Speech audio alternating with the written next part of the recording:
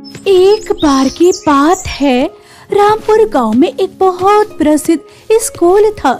इस स्कूल में गांव के ज्यादातर बच्चे पढ़ाई करने जाते थे, परंतु इस स्कूल में हर साल 26 जनवरी के दिन कोई ना कोई ऐसी घटना हो जाती थी जो सबको सोचने पर मजबूर कर देती थी। पिछले कुछ सालों में कई बच्चे 26 जनवरी के दिन रहस्यमय परिस्थितियों में मारे गए थे। इस बार स्कूल की प्रिंसिपल ने एक विशेष बैठक बुलाई। मैंने आप सबको इसलिए बुलाया है क्योंकि इस साल 26 जनवरी का आयोजन नहीं होगा। प्रिंसिपल मैम, अगर 26 जनवरी नहीं मनाई गई तो हमारे स्कूल का नाम मिट्टी में मिल जाएगा। हमें पता है कि आप ऐसा क्यों कह रही हैं। पिछले साल की घटनाओं को हम आज तक नहीं भूल सके हैं, लेकिन फिर भी हमें इस बारे में सोचना चाहिए। प्रिंसिपल मैम, बरखा मैम की बात से मैं भी सहमत हूँ। हमें इस समस्या का कोई ना कोई समाधान निकालना ही होगा। क्यों ना हम 26 जनवरी का कार्यक्रम एक दिन पहले आयोजित करें और इसे जल्दी खत्म कर दें। हाँ, यही सही रहेगा। साथ ही सभी टीचर्स यह सुनिश्चित करें कि बच्चों का अच्छे से ध्यान रखा जाए और उन्हें 26 जनवरी के कार्यक्रम के लिए तैयार किया जाए। ठीक है? बैठक खत्म हो जाती है। सभी टीचर्स अपनी अपनी क्लास में चली जाती हैं। बरखा मैम 11th क्लास में जाकर अपने क्लास के सभी बच्चों से कहती हैं, गुड मॉर्निंग बच्चों। जैसा कि आप जानते हैं 26 जनवरी आने वाली है और इसे हम हर साल धूमधाम से मनाते हैं। इस बार भी सभी को कार्यक्रम में हिस्सा लेना है। नेहा और सुहानी, तुम दोनों इस स्पीच की तैयारी करो। राहुल, कृष्णा, सपना और शीतल, तुम चारों एक देशभक्ति नाटक प्रस्तुत करोगे। भावना, कंचन, मीनाक्षी और मोनिका, तुम सभी देशभक्ति गीत पर नृत्य करोगी। ठीक है? सब अच्छे से तैयारी करना। मैम, हम इसकी बहुत अच्छे से तैयारी करेंगे और इसकी शुरुआत हम आज से ही करने वाले हैं। 4th पीरियड हमारा फ्री रहता है। हम 4th पीरियड में अच्छे से प्रैक्टिस करेंगे। बरखा मैम सभी बच्चों को अच्छी तरह से समझा देती हैं। सभी बच्चे बहुत खुश थे और वो पढ़ाई के साथ साथ फ्री पीरियड में स्पीच की, डांसिंग की, सिंगिंग की, ड्रामा की प्रैक्टिस करते हैं। तभी अचानक उस क्लास में उन बच्चों को एक साया नजर आता है जिसे देखकर वो डर जाते हैं। मैंने अभी यहाँ एक विशाल साया देखा। उसकी आंखें बहुत चमक रही थी। सुहानी, तुम अपनी स्पीच की तैयारी करो। हमें डराने की कोशिश मत करो। हम जानते हैं तुम हमारा ध्यान भटका रही हो। मुझे क्या हो रहा है? मेरा शरीर मुझे इतना भारी क्यों लग रहा है? ऐसा लग रहा है जैसे मेरे कांधों पर कोई बैठा हो। यार, मुझे लगता है तुम्हें प्रैक्टिस करनी ही नहीं है। तुम सबको तो ड्रामा करना है। किसी को काला साया नजर आ रहा है, किसी को खतरनाक आंख है, तो किसी का शरीर भारी हो रहा है। तुम सबका दिमाग खराब तो नहीं हो गया? हमें प्रैक्टिस करनी है। हमारी क्लास को फर्स्ट प्राइज मिलना चाहिए और तुम सब हो कि ड्रामा कर रहे हो। वहाँ उस क्लास में प्रैक्टिस करते हुए बच्चों को कुछ अजीब घटनाएं होते हुए नजर आती हैं, लेकिन यह सबके साथ नहीं हो रहा था और वो बच्चे उनका वहम बताकर दोबारा से प्रैक्टिस में जुट जाते हैं। ऐसे ही कुछ दिन बीत जाते हैं और अब वो दिन आ जाता है जिस दिन स्कूल में 26 जनवरी सेलिब्रेट होने वाली थी। स्कूल को अच्छी तरह से सजाया जाता है। सभी बच्चे स्कूल में आने शुरू हो जाते हैं। सब कुछ ठीक चल रहा था। प्रिंसिपल स्पीच देती हैं और गेस्ट के साथ झंडा फहराती हैं और उसके बाद बच्चों का कार्यक्रम शुरू होता है। बच्चे अच्छी अच्छी देशभक्ति स्पीच देते हैं। वो देशभक्ति गानों पर डांस करते हैं और देशभक्ति गाने भी गाते हैं। सब कुछ अच्छा चल रहा था, लेकिन अचानक कुछ समय बाद लाइट चली जाती है और जैसे ही लाइट जाती है प्रिंसिपल मैम की सांसें रुक जाती हैं। ये लाइट क्यों चली गई? प्रिंसिपल मैम बहुत ही ज्यादा घबरा जाती हैं, लेकिन कुछ समय बाद लाइट आ जाती है और सभी बच्चे, सभी टीचर्स और पूरा स्टाफ अपनी अपनी जगह पर वैसे ही खड़े थे।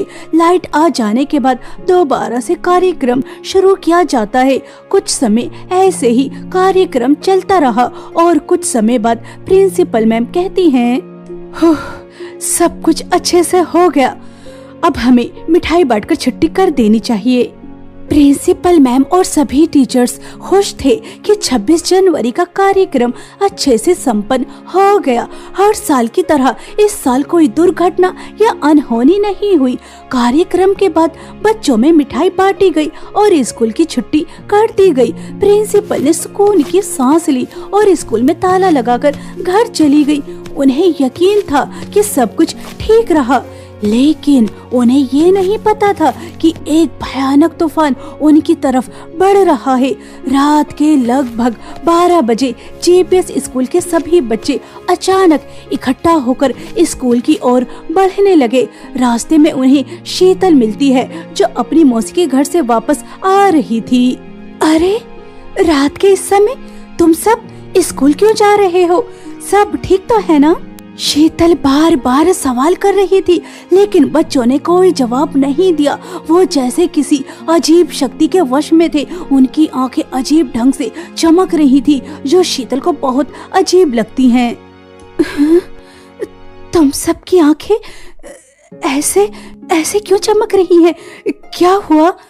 शीतल को अभी भी कोई जवाब नहीं मिलता और वो सभी शीतल को धक्का देकर आगे बढ़ जाते हैं। शीतल को यह सब कुछ बिल्कुल भी नॉर्मल नहीं लग रहा था और वो तुरंत प्रिंसिपल मैम के घर जाती है। प्रिंसिपल मैम, मैंने स्कूल के सभी बच्चों को रात के इस समय स्कूल की ओर जाते हुए देखा। वो सब बहुत अजीब लग रहे थे। उनकी आंखें बहुत ही ज्यादा डरावनी लग रही थी। शीतल, तुम उन सब बच्चों के साथ क्यों नहीं हो? तुम उसके वश में क्यों नहीं हो? तुम इस समय मेरे पास क्या कर रही हो? तुम्हें तो इस समय स्कूल में होना चाहिए, फिर तुम यहाँ क्या कर रही हो? क्या तुमने वो मिठाई नहीं खाई थी जो तुम्हें स्कूल से मिली थी? नहीं मैम, मैं वो मिठाई नहीं खा पाई क्योंकि वो मिठाई मैं मेरी माँ के लिए घर ले जा रही थी और मुझसे रास्ते में गिर गई। शीतल, तुम्हें मेरा एक काम करना होगा।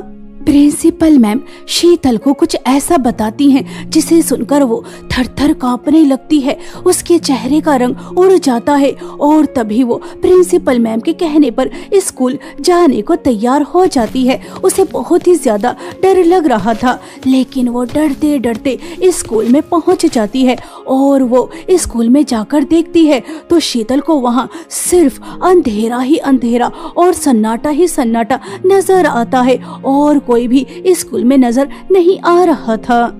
स्कूल में तो कोई भी नहीं है। वो सभी बच्चे कहाँ चले गए?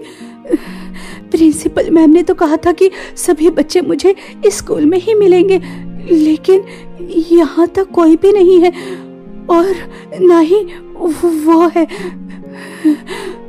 मुझे तो बहुत ही ज्यादा डर लग रहा है। अब आगे न जाने क्या होगा। तभी शीतल को अंधेरे में खतरनाक आंखें चमकती हुई नजर आती हैं, जो बहुत ही ज्यादा डरावनी और भयानक लग रही थी। कौन है? कौन है यहाँ? मैं पूछ रही हूँ, कौन है यहाँ? तुमने आने में इतना समय क्यों लगाया? चलो मेरे साथ। सभी बच्चे 26 जनवरी की तैयारी कर रहे हैं। तुम्हें भी तैयारी करनी है। इस साल हम 26 जनवरी बहुत धूमधाम से मनाने वाले हैं। भूतिया 26 जनवरी बहुत धूमधाम से सेलिब्रेट होने वाली है और उसके बाद तुम सब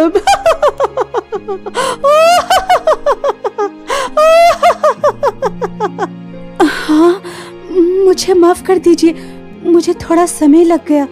और वो चुड़ैल शीतल को उन सब बच्चों के पास ले जाती है जहाँ सभी बच्चे इकट्ठा थे। और शीतल वहाँ जाकर देखती है तो वहाँ और भी चुड़ैल थी जो बहुत ही ज्यादा डरावनी और भयानक लग रही थी। और वो सभी बच्चे उन सभी चुड़ैलों के बीच में फंसे हुए थे। उस दुष्ट प्रिंसिपल को क्या लगा था कि वो हमसे बच जाएगी? अगर वो एक दिन पहले 26 जनवरी सेलिब्रेट करेगी तो क्या हम चुड़ैल अपनी भूतिया 26 जनवरी सेलिब्रेट नहीं करेंगे? हर साल की तरह इस साल भी हम अपनी भूतिया 26 जनवरी सेलिब्रेट करेंगे और इस साल पहले से भी ज्यादा खून बहाएंगे, पहले से भी ज्यादा मांस खाएंगे। पहले तो सिर्फ 2-4 बच्चे ही, लेकिन इस बार पूरा स्कूल हमारी मुट्ठी में है, सब बच्चे हमारी मुट्ठी में है। वो मिठाई अपना काम कर दिया। वो सभी चुड़ैल बहुत ही ज्यादा खुश हो रही थी। उन्होंने उन सब बच्चों को अपने वश में कर रखा था। बेचारे मासूम बच्चे, वो कुछ नहीं जानते थे कि उनके साथ क्या होने वाला है, लेकिन शीतल वो सब कुछ जानती थी क्योंकि वो चुड़ैलों के पास में थी लेकिन उनके वश में नहीं। वो प्रिंसिपल के आने का इंतजार कर रही थी। प्रिंसिपल मैम, आप कहाँ रह गई है? मैं इन सभी चुड़ैलों को कैसे रोकूं? ये सब अपनी शैतानी विधि में लगी हुई हैं और इस विधि को पूरा करने के बाद हम सबकी बलि चढ़ा देंगी। प्रिंसिपल मैम, ये स्कूल हमेशा हमेशा के लिए शमशान बन जाएगा, यहाँ सबकी कब्र बन जाएगी। प्रिंसिपल मैम, जल्दी से आ जाइए ना, जल्दी से। इस साल मैं कुछ अलग करने वाली हूँ। उस प्रिंसिपल को इन सब की खोपड़ी भेजकर दिखाऊंगी कि मैं कितनी ज्यादा शक्तिशाली हूँ, कितनी ज्यादा ताकतवर हूँ। वो हमें नहीं रोक सकती, नहीं रोक सकती, कभी नहीं।